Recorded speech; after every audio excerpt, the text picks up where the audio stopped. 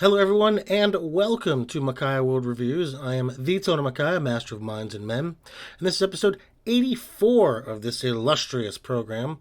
After months of doing theme reviews, which I will continue to do, but I've done the likes of Harry Dean Stanton, Werner Herzog, and inexplicably Hulk Hogan. I'm doing fan-selected reviews all month, and who's the fan? And admittedly friend, Sheena Luthor, no relation to Lex, probably. She selected movies, starting with the Velvet Goldmine, which she says is her favorite movie. If you want to be like Sheena, though I can't imagine why, please head over to my revamped Patreon. For only a few bucks, you can pick anything you want me to review, within reason. So please subscribe and check out my Patreon, but either way, let's go ahead and get to it. Velvet Goldmine, directed by Todd Haynes, who also co-wrote the movie. He's apparently done some good work being an openly gay director in Hollywood, but I'll be honest, I don't find much of his subject matter all that interesting. His documentary about the Velvet Underground was quite good, however. I just wish I had more to say about the guy. He's a fairly middling director to me. Co-writer on this was James Lyons, mostly an editor, has worked on things like The Virgin Suicides and Prozac Nation. Was a longtime partner of director Todd Haynes. Sadly passed away in 2007. Sorry to hear that. Starring Ewan McGregor, beyond Train Spotting or Night Watch, you may know him as Obi-Wan Kenobi. While I'm not a Star Wars fan, I would easily say he's the best part of the prequels. Just a really fun actor who seems to enjoy his trade. I really liked him in the third season of Fargo. And Christian Bale, probably one of the finest actors of our generation. He has famously cited Rowan Atkinson and Gary Oldman as his homages, which is slightly unusual. But for movies like Batman, American Hustle, and Ford vs. Ferrari, he has proven his worth time and time again. Release date for this was November 6, 1998, which is the U.S. release, which is what I try to use. What came out the same week? The Water Boy. Adam Sandler is a slow southern man who works in the football industry. I believe at a college. I had an ex-girlfriend that looked so much like Veruza Balk that several people in Toronto, Canada, asked her for an autograph. She gave it to them. I have nothing else to say about the film. A Night in Camelot. Whoopi Goldberg is sent back in time to King Arthur times, which, is fictional since King Arthur did not exist. It's based on the Mark Twain novel, A Connecticut Yankee in King Arthur's Court, but let's not kid ourselves. We have the tale of two consecutive stories here, one of rock star Brian Slade, his humble beginnings, to his decadent highs and fall from grace. The other story of Arthur Stewart, humble reporter whose life has been shaped by Brian in every way. And I'm going to tell you the separate stories of these two, and I think at the end you'll be able to tell why. Let's talk about the tale of Brian Slade. Brian was a kid embroiled in the entertainment industry from a young age, including all of the child abuse that encompasses. But he's entertaining, charming, androgynous, talented, and overall destined for greatness. But success is a hard thing to grip, and despite his first manager loving him, worshipping him, Brian finds new people to help him in the form of Mandy, who becomes his wife, and new manager, sleazy, flashy, successful Jerry Devine. Jerry brings Brian to a whole new level of fame and fortune, of drugs, sex, and decadence. Mandy's whirlwind romance with Brian is explored, and the excesses begin to take over Brian's life. Another thing that begins to take over Brian's life is his true love in the form of shock rocker Kurt Wilde. Kurt is, no pun intended, twice as wild as Brian, twice as dangerous.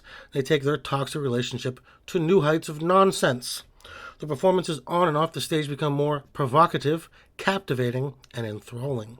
But it only serves to hurt both of their careers. Brian being obsessed with helping Kurt musically, and Kurt only caring about drugs and entertaining himself. Kurt ends up leaving due to the fact he can't in any way be professional. Brian is shattered.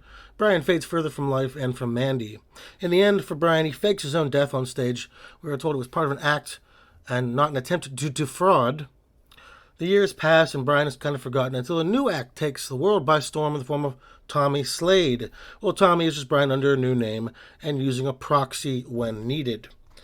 Moving to the life and times of Arthur Stewart, a young man who is a homosexual, influenced heavily by the music and times of Brian Slade. He had not a rough upbringing, but a complicated one for a young gay man at the time in England, which couldn't have been easy. His parents are woefully inept to appreciate their son or his lifestyle, but he just wants to be who he is and embraces that with some hesitation. He ends up becoming a journalist who works on a piece about Brian Slade, where he learns all the things we do about Brian, of course, and about Tommy Stone as well. Forgive me, I said Tommy Slade earlier in the Brian part. It's Tommy Stone, correcting myself here. He also has sex with Kurt Wilde, as well. In the end, he embraced the lifestyle he was already embroiled in, and well, that's about it. This is a complicated film, which I liked a lot more than I imagined I would have. I'm going to do pros and cons for it. Pros, the cinematography and directing were both so well done. This is a beautiful movie. It presents itself like a work of art. Its aesthetic, that glam rock 70s high energy, drug, sex, and rock and roll vibe, is on point in every scene. It's overly stylized, overly big, it's gaudy and loud, and really sucks you in. The shots are tight and controlled, but everything is bursting with chaos. What I'm saying is it's a treat for the eyeballs to watch this movie, and every scene was shot with intention. There are a few missteps in either the directing or the look of the film. Probably the best done scenes, the most compelling, were not the story beats, but the musical interludes. This is a movie about rockers doing rock star things. Yes, the drugs, the sex, but the music is most important. And I'm adding the soundtrack here now, so I won't be talking about it later. But the music in this, and like the mini music videos, were all incredible. I'm no fan of musicals, so I thought I'd be put off by it, but I wasn't. The video portions looked like those old glam, raw 70s and early 80s videos. High concept, high sexuality, high drama. And even more than that, the music they used, which included T-Rex, Iggy Pop, Lou Reed, Placebo, Brian Eno, and Ferry, including them with Roxy Music, and many others, were the best part of the movie. I'm a fan of almost all the musicians they used. They did a lot of songs based on other songs because they couldn't use David Bowie's music for this, which I will talk about later. So they did use vague almost covers, which all sounded good and didn't all seem out of place with the licensed songs.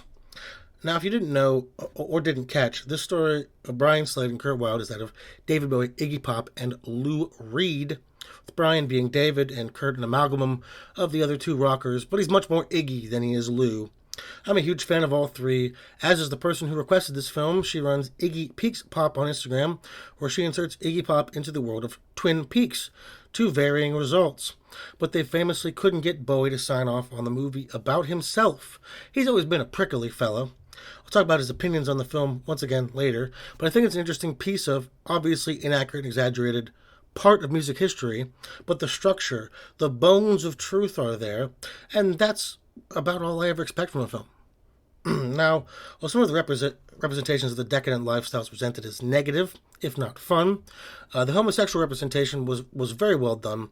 I thought it was just, who you are, and that's what it is. There are lots of toxic relationships in this, gay or straight, but neither are presented as negative because of those romantic reasons, because of the people that engage in them and their reason for it. I think there's a lot of positive things said about homosexual and bisexual lifestyles in this that would be overall a positive LGBT film, though that's a tightrope to walk. Toni Collette as Mandy and Eddie Izzard as Jerry Devine were both superb. The best actors in the movie, almost by a long shot. It's surprising both of them outacted heavier hitters like Ewan McGregor. But besides seeing him doing his dong a bunch, he was not all that good in the film. But Toni, her story was really emotional and passionate. She championed the bee in this film, and it shows. Her passion, her attention to detail, and her just turn from love and lust to disgust and sadness was well done. Eddie was just fun as a scummy manager. He had some of the best lines in the movie and threw himself into the role. On the last note, and this one is interesting, the one thing to tie this to David Bowie, besides the bordering copywritten story, was Main Man Productions, a company in the film, and in real life, a company that worked with Mr. Bowie. It's one of the few notes that tie it together with its original intent, and I like that. Moving on to the cons. Christian Bale. I think he's a legitimately great actor more often than not, but he's totally and completely wasted here. Arthur's story is unengaging, uninteresting, and frankly, unappealing. And this is a two-prong issue because the narrative is a mess here. And that's due to the Arthur story kind of being shoehorned in on top of the Brian story. I thought we would get this wraparound for a man who is hiding who he truly is, his romantic nature who comes to accept himself through finding out this man helped him when he was younger, but we didn't. Arthur wasn't some repressed, closeted man. He was gay, and his family didn't like it, but he was, and he kind of kept being and didn't really change anything about himself. He's shy and a little introverted, but that's about it. His story didn't add anything. The framework of him asking questions could have been replaced by a kind of faux documentary-style thing, or a TV show doing a report on Brian. Literally any other narrative structure would have worked better than having Arthur awkwardly bumble around and be shoehorned into this story. It also adds to another issue, the length. This movie was about 20 minutes to half an hour.